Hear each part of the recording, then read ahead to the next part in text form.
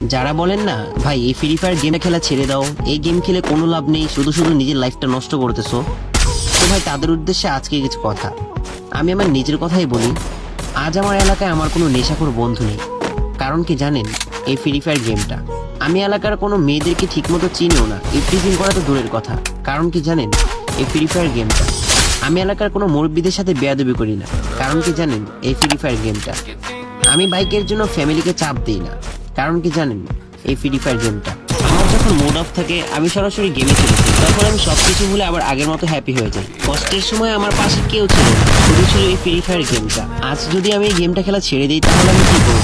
নিশ্চয়ই এলাকার বন্ধু বান্ধবদের সাথে আড্ডা দেওয়া শুরু করবো, আর বন্ধুদের সাথে আড্ডা দিতে গেলে তো একটু নেশাবানি করাই লাগে। তো আস্তে আস্তে আমি নেশাখোর হয়ে যাবো, বন্ধুদের বাইক থেকে জেলাস ফিল করবো, দেন পরিবারের কাছে এসে আবার বাইকের জন্য চাপ দিব, এলাকার মেয়েদেরকে প্রেজেন্ট করা শুরু করবো। তো ভাই আমি গেমটা খেলে অন্তত এই সমস্ত কাজ থেকে তো বিরত আছি।